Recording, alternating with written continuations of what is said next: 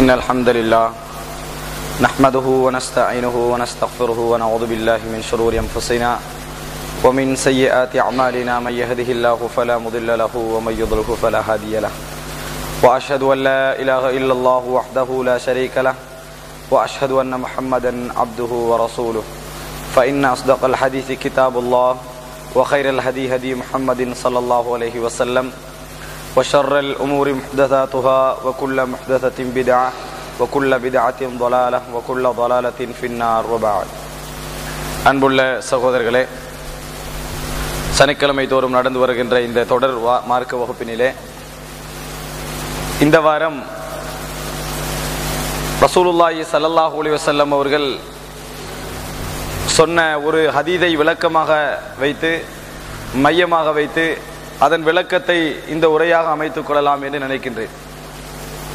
ரசூலுல்லாஹி ஸல்லல்லாஹு அலைஹி வஸல்லம் அவர்கள் புரியப்படாதவர்கள் என்கின்ற ஒரு தலைப்பில் ஒரு செய்தியை சொல்லுகிறார்கள்.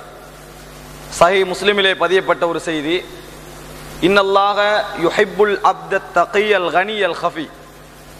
அல்லாஹு தாலா எந்த அடியார்களெல்லாம் இறையச்சத்தோடு போதும் என்ற வாழ்க்கையோடு புரியப்படாதவர்களாய் வாழுகின்றார்களோ அப்படிப்பட்டவர்களை விரும்புகின்றான்.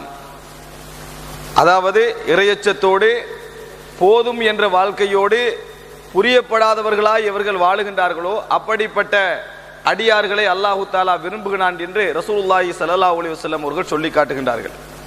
இந்த ஹதீஸ் சஹீஹ் முஸ்லிமிலே பதியப்பட்டிருக்கின்ற ஒரு செய்தி. இந்த செய்தியிலே நாங்கள் படித்துக் கொள்ள வேண்டிய பலவிதமான அம்சங்களை இங்கே காண முடிகின்றது. நாங்கள் படிக்க வேண்டிய பலவிதமான அம்சங்களை இந்த ஹதீஸிலே காண முடிகின்றது. அல்லாஹு தாலா எவைகளை எல்லாம் விரும்புவான் என்பதை எங்களுக்கு அல் குர்ஆன் சொல்லி தருகின்றது.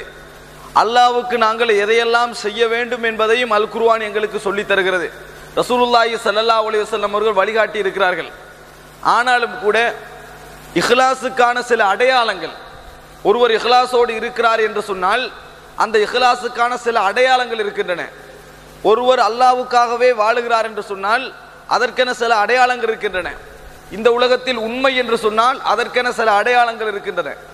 அதே போன்று பொய் என்று சொன்னால் அதற்கென சில அடையாளங்கள் இருக்கின்றன. என்னதான் ஒருவர் உண்மையை பொய்யாக காட்ட நினைத்தாலும் அடையாளங்கள் மூலம் இவைகள் உண்மை என்பது தெளிவாகிவிடும். என்னதான் ஒருவர் ஒரு உண்மையை பொய் என்று காட்ட நினைத்தாலும் பொய்யொன்றை உண்மையாக காட்ட நினைத்தாலும் அடையாளங்கள் மூலம் இது பொய் என்பது தெளிவாகிவிடும். ஒருவர் ஒரு புறத்தில் ஒரு மாதிரியாகவும் இன்னொரு புறத்தில் ஒரு மாதிரியாகவும் நடிக்கிறார் என்று வையுங்கள். உலகத்தில் நயவஞ்சகத்துக்கென அல்லாஹு தாலா சில அடையாளங்களை வைத்திருக்கிறான். என்னதான் இரண்டு புறத்தில் ஒரு மாதிரி நடித்தாலும் சில அடையாளங்களை அல்லாஹு தாலா என்ன செய்து விடுவான், வெளியே கொண்டு வந்து விடுவான். அதே போன்றுதான் நல்ல விஷயங்களுக்கும் நிறைய அடையாளங்கள் இருக்கின்றன. ஈமானுக்கு சில நல்ல அடையாளங்கள் இருக்கின்றன. சொர்க்கம் போகின்றவன் என்று சொன்னால் அவனுக்கென சில அடையாளங்கள் இருக்கின்றன. அல்லாஹு தாலா என்ன சொல்கிறான் என்று சொன்னால், ஒரு மனிதருடைய உண்மையான வாழ்க்கை, அவர் எப்படி வாழ்கிறார், அவரது பொருளாதார பின்னணி என்ன, அவரது அமல்களுடைய நிலைமை என்ன, அவரது அவர் மீது சொல்லப்படுகின்ற பழிகளுடைய பெருமதி என்ன என்பதையெல்லாம் ஒரு மனிதன் விளக்கப்படுத்தாமல் சொல்லாமல் தான் நல்லவன் என்பதை காட்டுவதற்கான எந்த முயற்சியும் செய்யாமல் ஒரு மனிதர் சமூகத்திலே வாழுகிறார் என்று சொன்னால் அப்படிப்பட்ட அடியார்களை அல்லாஹு தாலா விரும்புகிறான் என்று ரசூலுல்லாஹி ஸல்லல்லாஹு அலைஹி வஸல்லம் அவர்கள் சொல்லி காட்டுகின்றார்கள். இதனது அர்த்தம் என்ன? ஒருவர் தொழாமல் கெட்டவராக வாழ்ந்துவிட்டு சமூகத்திலே கெட்டவராக அறிமுகமாகிவிட்டு எனது சொந்த வாழ்க்கை அல்லாஹ் ஒருவனுக்கு தான் தெரியும் என்று சொல்வதல்ல. ஒரு மனிதர் சமூகத்திலே நல்லவராக வாழ வேண்டும், 5 நேரம் பள்ளிக்கு வர வேண்டும், சுபகுடைய தொழுகை ஜமாத்தோடு கலந்து கொள்ள வேண்டும், உண்மை பேச வேண்டும், பொய் பேசக்கூடாது, நேர்மையாக இருக்க வேண்டும், இப்படியெல்லாம் ஒழுங்கான முறையில் அவர் வாழ வேண்டும். வாழுகின்ற அதே நேரத்தில் அவர் எந்த அளவுக்கு மக்களுக்கு மத்தியிலே வணக்கசாலி என்று அடையாளப்படுத்தப்பட்டிருக்கிறாரோ அதைவிட கூடுதலான அமல் செய்யக்கூடியவராக அவரது தனிமையுடைய வாழ்க்கை இருக்க வேண்டும். அவரது தனிமையுடைய வாழ்க்கை இதைவிட கூடுதலாக அமல் செய்யக்கூடியவராக அவர் இருக்க வேண்டும். இன்றைய சமூகத்திலே நாங்கள் 3 குழுவினரை பார்க்கலாம். ஒரு சிலர் எப்படி நல்லவர்கள் என்று எங்களுக்கு நல்ல முறையில் அடையாளம் தெரியக்கூடியவர்கள், ஆனால் அவர்களது சொந்த வாழ்க்கை நாங்கள் எவ்வளவு நலவு என்று நினைக்கிறோமோ அதைவிட குறைந்த அமைப்பில் தான் அவருடைய சொந்த வாழ்க்கை இருந்து கொண்டிருக்கிறது. உள்ளே எல்லாம் கோதாகி போய் இருக்கிறது, மார்க்கத்துக்கு முரணானவைகள் நிறைந்திருக்கிறது.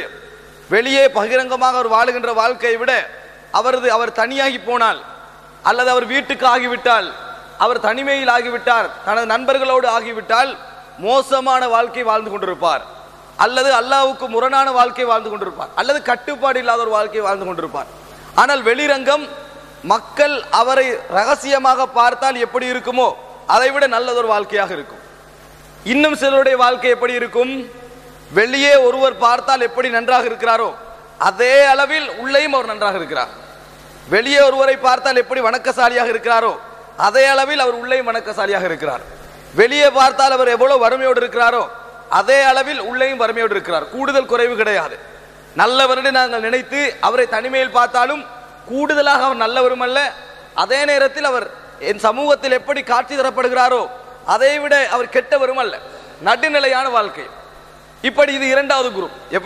எப்படி நாங்கள் வெளியே பார்க்கிறோமோ அதே அமைப்பில் தான் அவரது உள்வாழ்க்கையும் நல்லவராக இருக்கிறார். ஆரம்பம் எப்படி? நல்லவர் என்ற சமூகத்திலே அறிமுகமாக இருக்கிறார், உள்வாழ்க்கையில் பார்த்தால் மோசமாக இருக்கிறார்.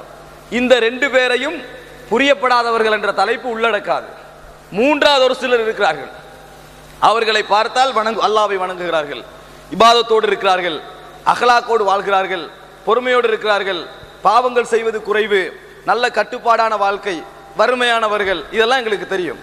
கொஞ்சம் ஆய்வு செய்து உள்ளே போய் பார்த்தால் எப்படி வணங்குகிறாரோ சமூகத்தில் அதைவிட கூடுதலாக வணங்குகிறார், அதைவிட அல்லாஹ்வை பயப்படுகிறார். சமூகம் எப்படி எண்ணி வைத்திருக்கிறதோ அதைவிட அவரது உள்வாழ்க்கையை எடுத்து பார்த்தால் கடுமையாக அல்லாஹ்வோடு மிக நெருங்கியவராக இருக்கிறார். சமூகத்திலே கொஞ்சம் தொழுகிறார், வீட்டுக்கு போனால் இரவிலே நின்று வணங்கி அழுகிறார்.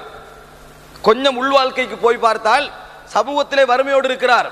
ஆனால் தேடி போய் பார்த்தால் எப்படி வறுமை என்று நினைத்தோமோ அதைவிட பன்மடங்கு வறுமையோடு இருக்கிறார். சமூகத்திலே நல்லவராக இருக்கிறார், ஆனால் தேடி போய் பார்த்தால், உள்வாழ்க்கையை தேடி பார்த்தால் எவ்வளவு நல்லவர் நினைத்தோமோ அதைவிட கூடுதலான நல்லவராக இருக்கிறார். இவர்களைத்தான் இந்த ஹதீஸ் சொல்லுகிறது, புரியப்படாதவர்கள். இன்னல்லாஹ யுஹிப்புல் அப்த தகி அல் கனி அல் ஹஃபி.